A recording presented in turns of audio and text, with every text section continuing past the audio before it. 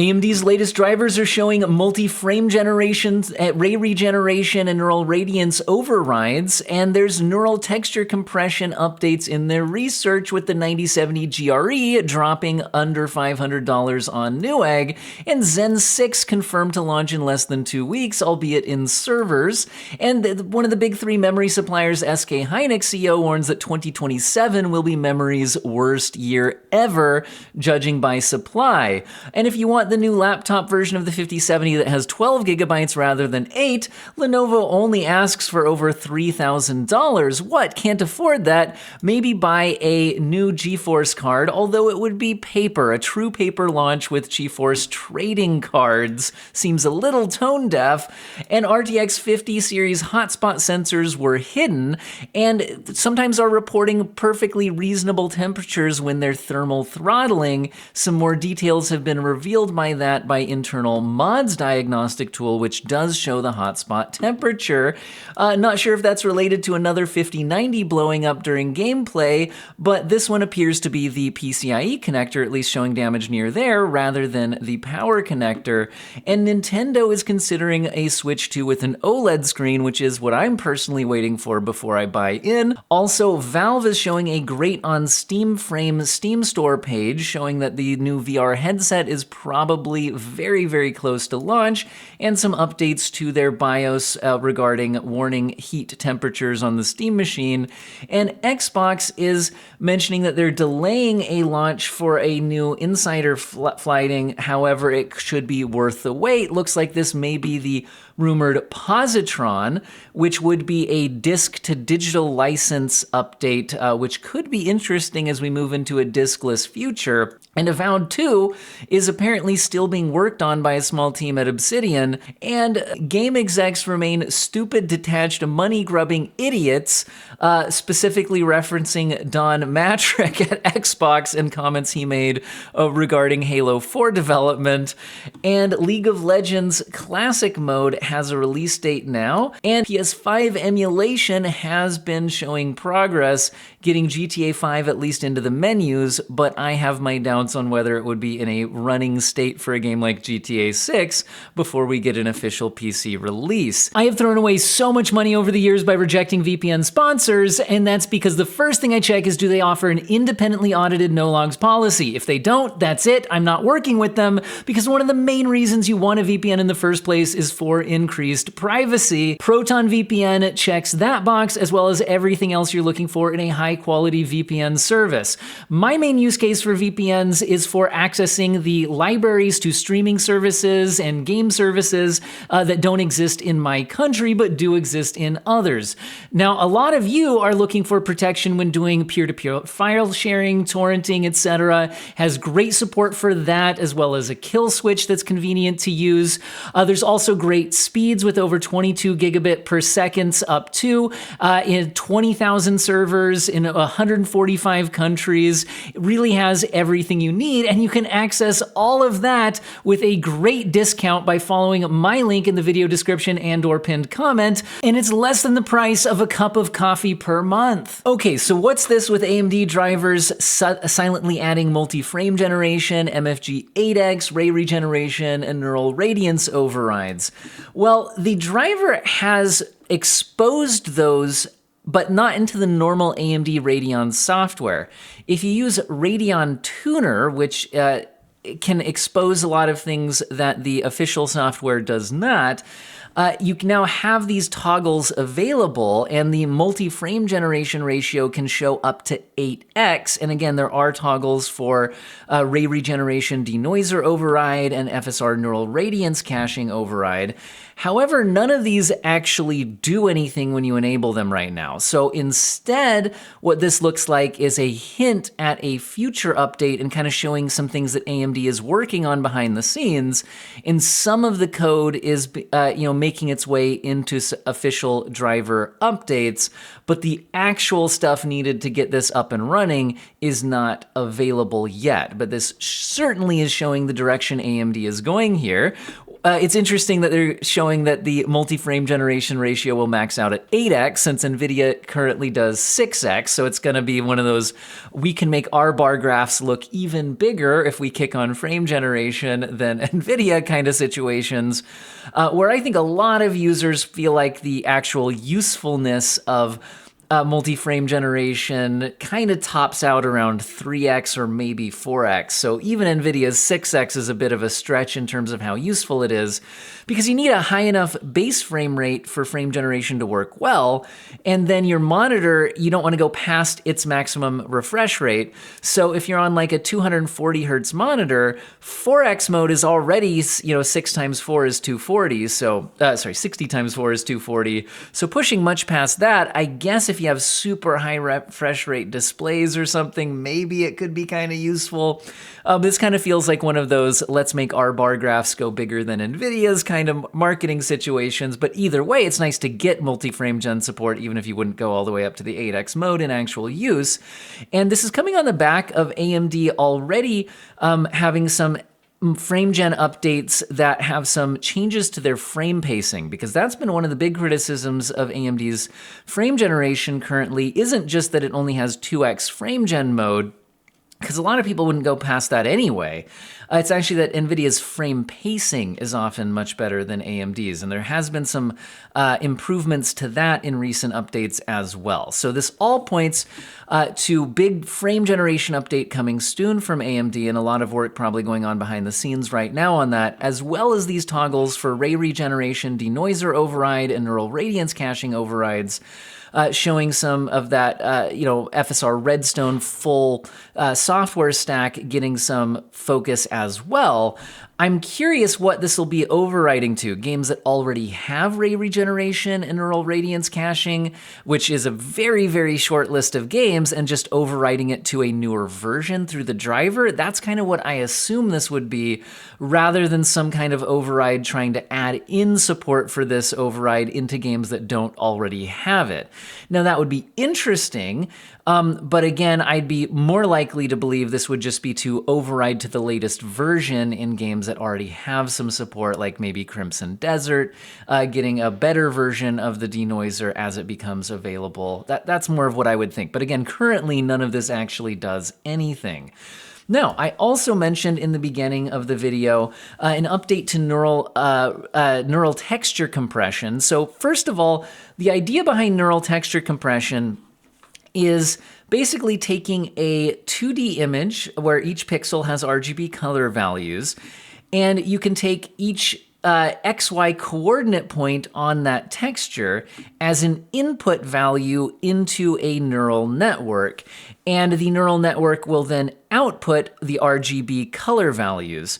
The idea is that by doing its, machine learning training, it will learn weights for a matrix. Machine learning works on basically you're just doing linear algebra with big matrices, and it learns weights for this matrix multiplication, and those weights will then be able to store in a smaller file size parameters that can get you back the RGB color values for the texture as an output when inputting the XY coordinate point, but in a smaller file size. But there's a downside to all of this, which is that you then need to decompress the neurally compressed textures, and that has a performance cost.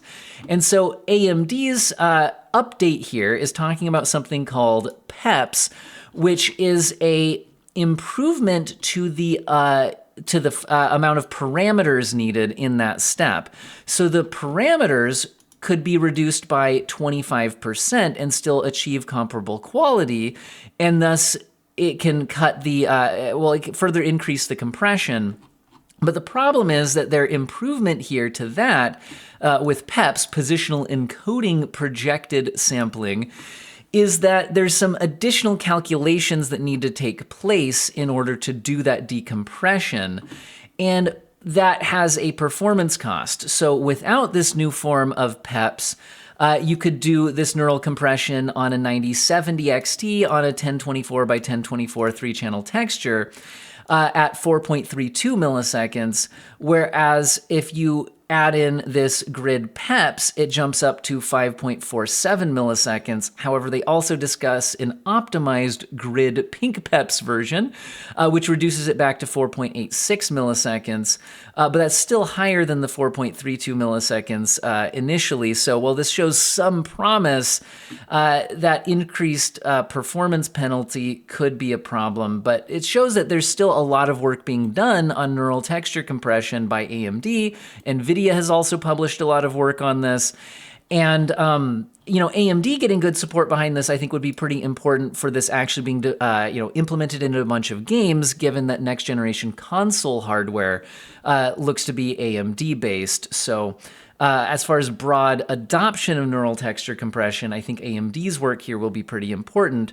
But like I said, we have to see how performant they can get. Well, with storage costs, though, being so expensive, both in SSDs and in the VRAM use on the GPUs, being able to get the compression is pretty important for optimization, but like you said, to actually run quickly is another matter. So I think a lot of work still needs to be done here to really get neural texture compression into where I think game developers would want it to be for widespread use.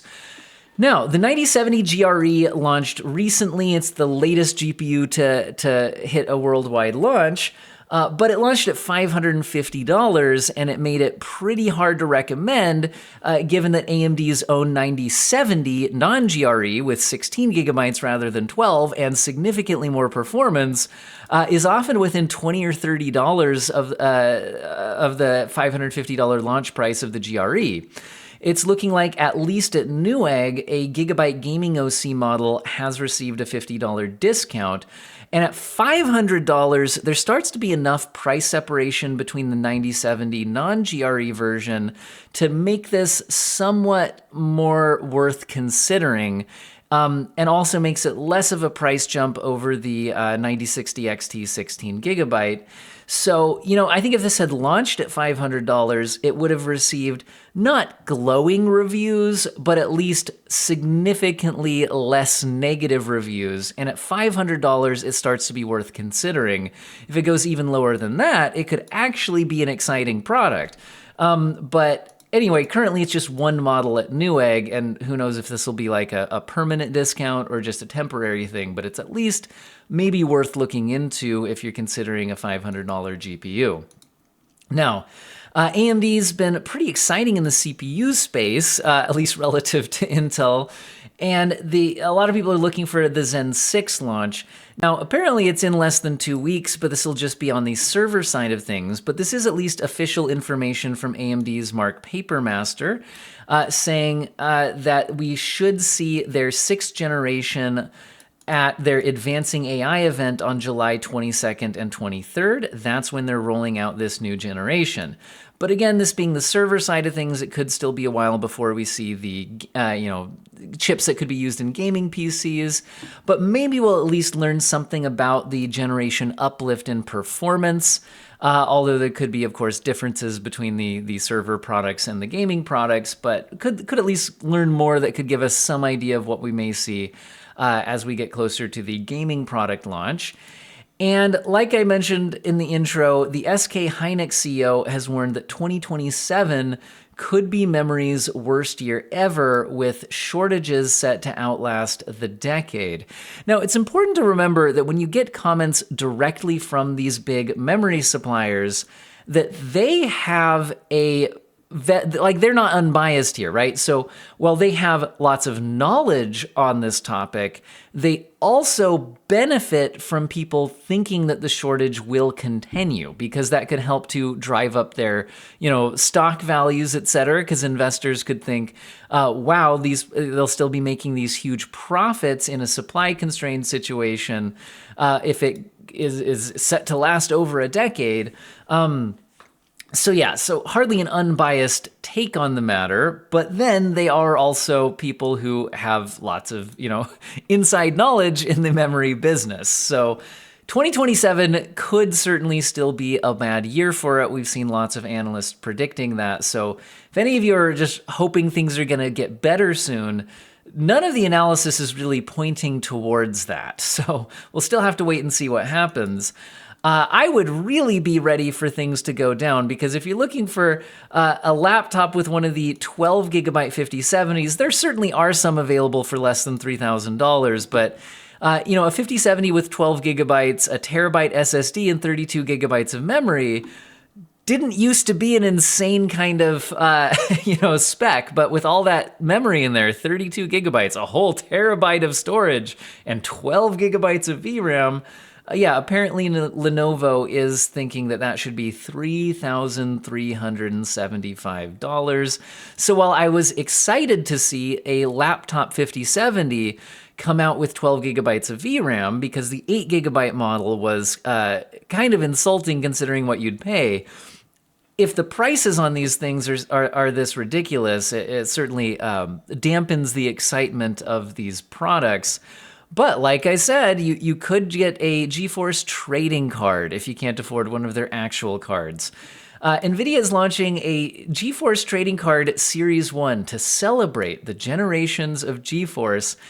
And I'm sure some people are interested in little collectibles and things like this, and I'm sure that this didn't really take away from their ability to update GPUs or anything. It just feels a little bit tone deaf to actually paper launch some cards when a lot of people are struggling to buy gaming PCs right now and things like that. So I don't know, something about this just kind of struck me the wrong way, but maybe some of you would be interested in that. By the way, all my sources, of course, will be linked in the video description, as usual, if I didn't mention that already. Now, let's talk about NVIDIA's 50 series hotspot sensors. So one of the things that made the news when the 50 series launched is that their reporting of hotspot temperatures no longer was publicly available. So when we look at the temperatures on 50 series cards, we just kind of have to hope the hotspot is reasonable when we're getting the main GPU temp reporting reasonable numbers. But there's not really good ways to confirm that. Now, there's something called the mods diagnostic tool, which is apparently available to repair shops and things like that, but this is not a publicly available or published tool. However, it can expose the hotspot temps, unlike the publicly accessible hardware. So now we're getting some headlines talking about some 5070 Ti's which read completely reasonable temperatures, like 68 degrees Celsius when you're reading its temperature reading to all the publicly available software.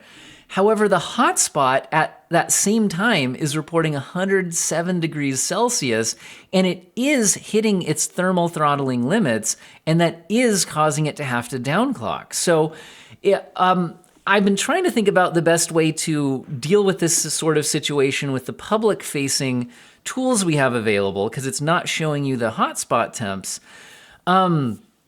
And I think that some tools still, though, will tell you when you're being thermally limited. So you can still get flags for being thermally limited, even if it won't tell you the actual temperature, so that if you feel like your 50 series card isn't hitting the clocks it should, despite showing reasonable temperatures, perhaps check if it's at least reporting thermal throttling, because it looks like using a repaste was helping in some of these situations. So anyway, I just think that overall it feels like a, how should I put it? Slap in the face to consumers that the 50 series hid this potentially valuable diagnostic information of the hotspot temps, because if their temperatures are reporting 68 public facing when they actually are thermal throttling with a 107 degree limit, that seems like a problem. And it's hiding useful information so somebody could help figure out what's going on and maybe look into things like needing to repaste or something like that. So that's just another one of those quirks with the 50 series, like the melting power connectors that put a damper on some things and do feel like a bit of a anti-consumer take from NVIDIA. But anyway, we got another 5090 blowing up. but this one is along the PCIe connector. Apparently, this one happened during Assassin's Creed Black Flag Resynced. On the latest drivers for that game, although there's no specific reason to believe that that driver update triggered this, that that could be an after this, therefore because of this logical fallacy. But yeah, interestingly, this one's not on the power connector side of things. It seems to be on the PCIe connector. So could be a different issue than the more common one. This was posted to Reddit and then picked up by a bunch of hardware outlets. I found it here at videocards.com. So you could feel free to follow up on that if you're interested. Now, more on the console side of things, I've been interested in getting a Switch 2, but the screen is just terrible. And since we got an OLED version of the original Switch, I've been holding off, just assuming that we will eventually get an OLED version of the Switch 2. And apparently, according to a display industry analyst from South Korea, Nintendo is now considering releasing a Switch 2 handheld console with an OLED display. But if it does happen, it would probably be mass production targeted for the end of 2027, so probably a 2028, but like early 2028 goal for a market launch. So it could still be a while. Now, I don't mind waiting because most of my gaming is on PC and I do a lot of my handheld gaming on Steam Deck, but I do like handheld gaming, and Nintendo has some games available that we don't get on PC and stuff. So I guess I'll be holding out for 2028 to maybe get myself into the Switch 2 ecosystem. And the Nintendo jobs posting for careers.nintendo.com is showing a senior engineer position for display. And the interesting thing people are latching onto with this is that they're asking for knowledge of display technologies like HDR and VRR specifically. Now, some people are hoping that this could be Nintendo looking at getting variable refresh rate support going on the docked mode when you're plugged into a TV, because the Switch 2 does have variable refresh rate support, but only on its built-in internal display, not when you're plugged into a TV. Now, it's possible that maybe they can't get that going on the current versions of the Switch 2 hardware, but maybe there could be hardware revisions, or maybe this is looking more for upcoming consoles. But still, there's maybe hope that when I get my OLED version of the Switch 2, it could also support variable refresh rate in docked mode. Who knows? Now, the Steam store now has a Great on Steam Frame category, which certainly seems to indicate that we are very, very close to a Steam Frame launch. Now that Valve has their Steam Machine reviews out of the way, etc., we would be expecting to get Steam Frame reviews coming out soon. That's their updated VR headset, which does have standalone capabilities for playing games, unlike their previous Valve Index headset. So this could be interesting. I had a phase where I was interested in VR, but lately haven't been super interested in VR. The Steam Frame announcement had me maybe kind of thinking about trying it out again. One of my main issues has been, honestly, a lot of my gaming, I want to be relaxing in a chair rather than like up moving around. So maybe something about VR just doesn't really meet my typical gaming preferences. However, game experience like Half-Life Alyx were really cool. So like there are things that VR just does really well that is unique and different compared to gaming on a TV or monitor. So I still occasionally am considering getting back into that. So I don't know, maybe I'll take another dive into the VR situation when the Steam Frame comes out, or maybe not, we'll see. But with the Steam Machine getting out there into the wild, we'd been seeing some reports of red LED warning that seemed to be a temperature warning during gaming.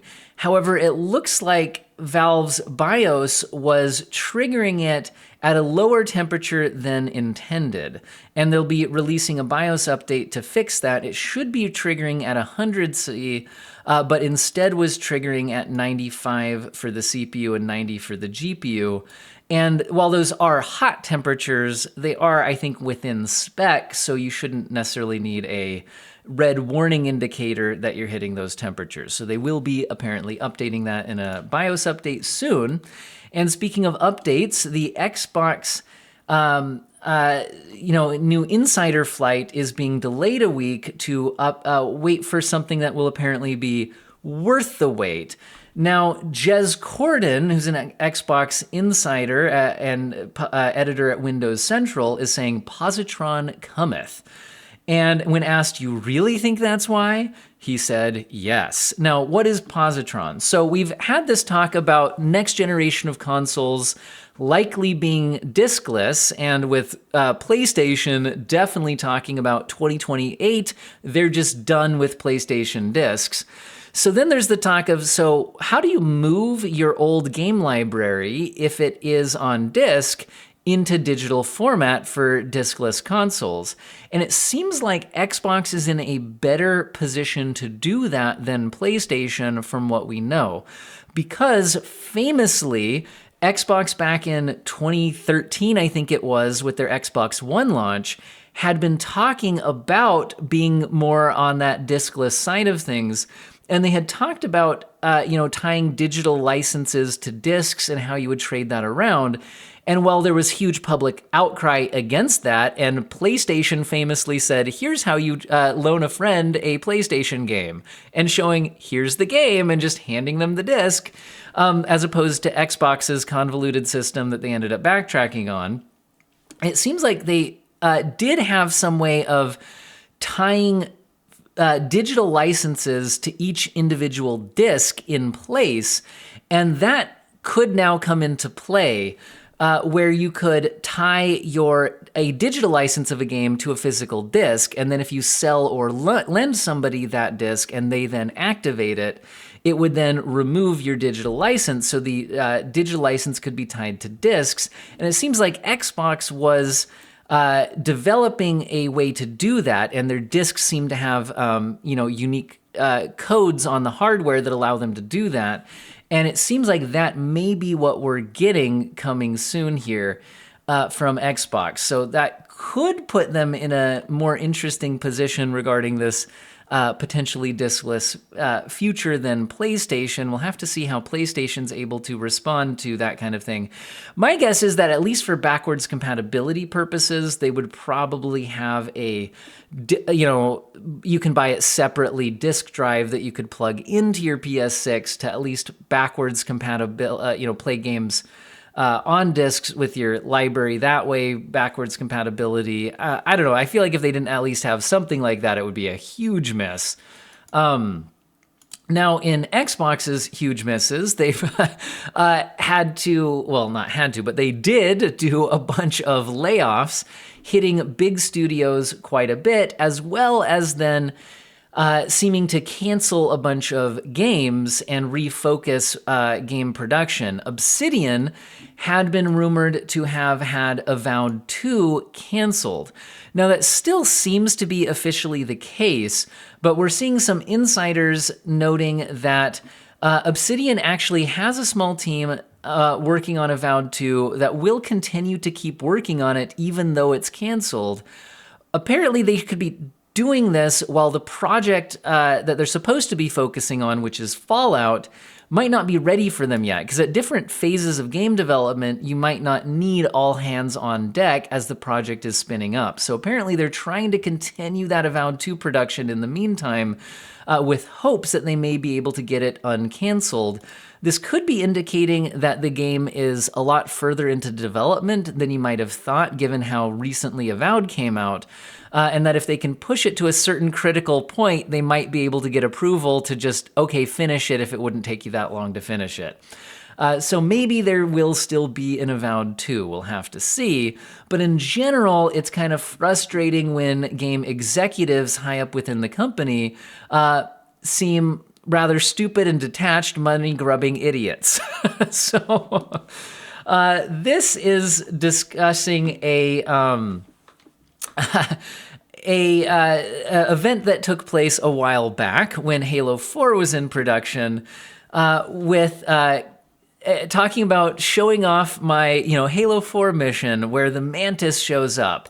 And apparently Don Matrick, who was a head of high-level executive there within Xbox, talking about how, wow, have you played Diablo 3? They have that live-action real money auction house. Man, we should sell campaign mech skins for Halo 4, and just that complete kind of out of touch take, because it was famously a really well received auction house, wasn't it? So it was just. Anyway, it's just kind of sad. I'm just looking at the Xbox situation, all of these studios getting all these mass layoffs and cancellations and everything. So you hope that these brands and games are being steered well by executives, but you're not always trusting that they really know what's in the best interest of the games and these studios. But League of Legends will be getting a classic mode. It does have a release date now, and this could be of interest to League of Legends players. Looks like the release date will be July 29th, so that does seem to be coming pretty soon. And this is in the spirit of, we've seen World of Warcraft getting classic modes, etc., and old school RuneScape being pretty popular. So there seems to be a trend of these live service titles that have had so many changes since launch that they're hardly recognizable, launching into a classic version for either for nostalgia or just for players who legitimately think the older versions were the better versions of the games. And speaking of versions of games, the PS5 emulator, specifically, I don't know how you're supposed to pronounce that. Again, I can't speak right now, guys. Sorry. Kitty PS5 or maybe Kaitai PS5 is showing some progress. Some 3D games are running in at least some state. GTA 5 is at least able to launch the game into a menu but not really play it. And I think some PC players had been hopeful that maybe by the time GTA 6 comes out on consoles, that we would have PS5 emulation in a state where you could maybe play it on your gaming PC. I'd be pretty skeptical of this being anywhere near a state where you could actually run GTA 6 in a meaningfully playable state by that time. But it's at least cool to see emulator process moving forward. And I hope you guys found this video useful and or interesting. And don't forget to check out that awesome deal on ProtonVPN down in the video description.